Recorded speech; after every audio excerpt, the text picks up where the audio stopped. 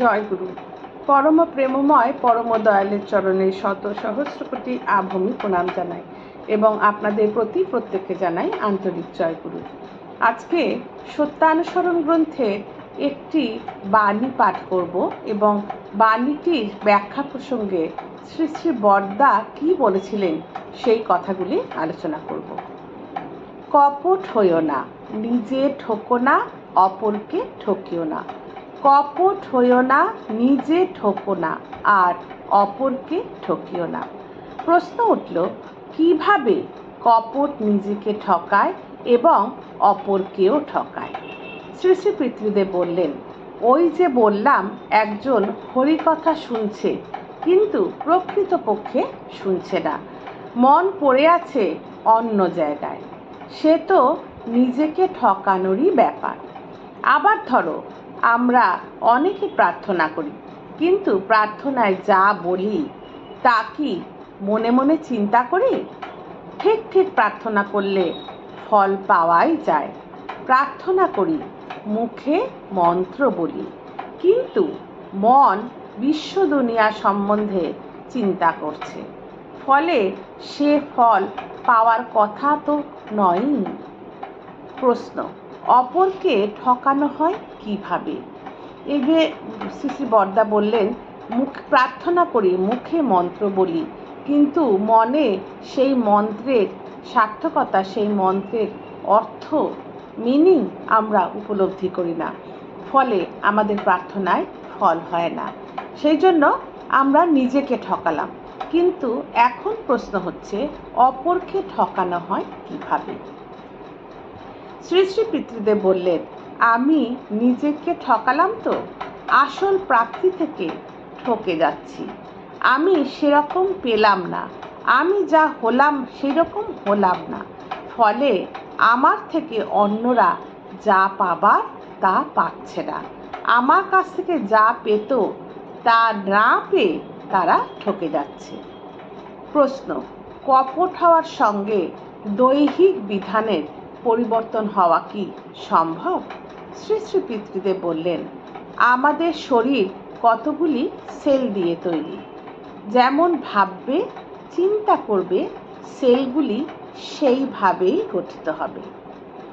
কথা প্রসঙ্গে মনের চিন্তার সাথে বাইরের জগতের ঘটনার কি প্রভাব, সেই সম্পর্কে এবার শ্রী শ্রী পিতৃদেব বললেন। এক ঘটনা বলি। শ্রী শ্রী পিতৃদেব বলছেন, একটি ঘটনা বলি। প্রায় 20 বছর আগে, 20 বছর আগে সেই ঘটনাটি ঘটেছিল। দেওঘরেরই ঘটনা।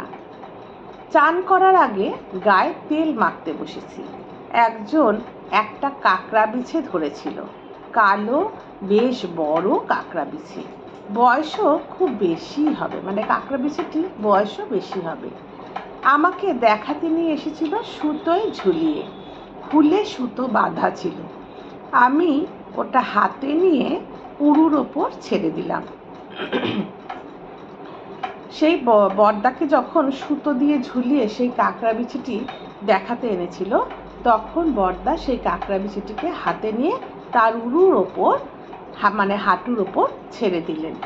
ওটা এদিক ওদিক ঘুরতে লাগলো।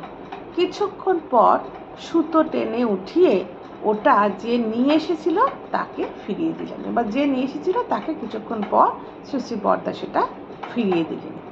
বিরাট বিছি, ভীষণ বিষাক্ত। আমায় কিন্তু ও কিছুই করলো না। এই যে বরদা কাঁকড়া বিছিটিকে হাতে নিলেন এবং তার উড়ুর উপর ছেড়ে দিলেন, কিন্তু কাঁকড়া বিছিটি কিন্তু বরদার কোনো ক্ষতিই করলো না। লোকে ভাবতে পারে বরদার বড়ই সাহস, জাদু জানেন মনে হয়। আসলে তা নয়।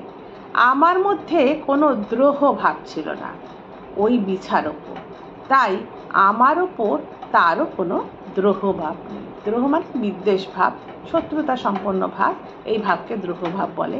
শ্রী শ্রী বরদা বললেন, ওই কাঁকড়া বিছিটির প্রতি আমার কোনো দ্রোহ ভাব ছিল না, মানে বিদ্বেষ ভাব ছিল না, তাই আমার ওপর তারও কোনো দ্রোহ ভাব নেই।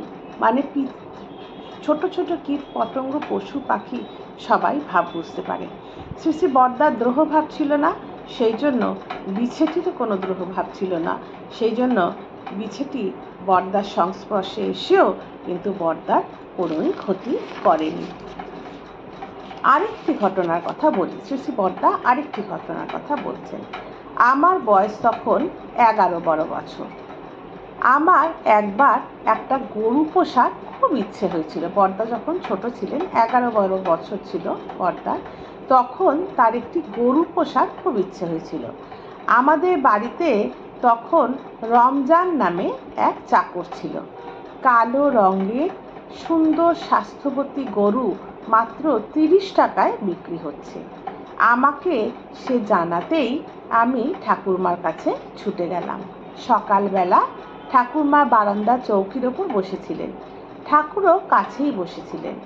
আমার কথা শুনে ঠাকুমা একটু ইতস্তত করছেন দেখে ঠাকুর বললেন, দে না, ও বলছে কিনে দে।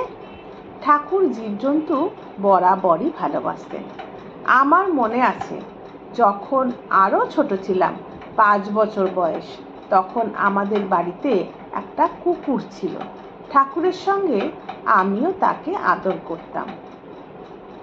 যাই হোক, ঠাকুমা গরুটা আমায় কিনে দিলেন। বড়দা যেই গরুটি কিনতে চেয়েছিলেন, বড়দার ঠাকুমা মানে ঠাকুরের মা তাকে সেই গরুটি কিনে দিলেন।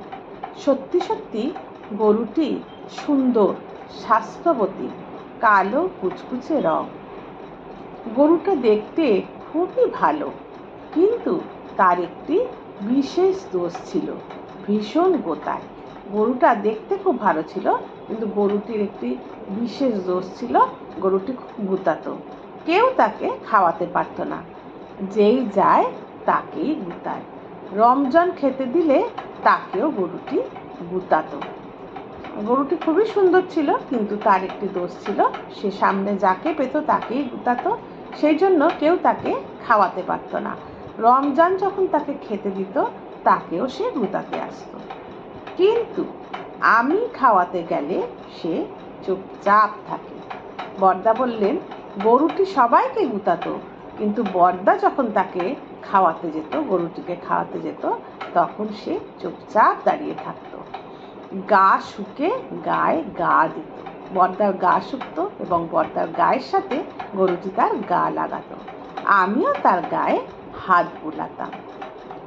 আমার মনে হয় আমি অন্তর থেকেই তাকে ভালোবাসতাম। সেই জন্য সেও আমাকে প্রথম থেকেই ভালোবাসত।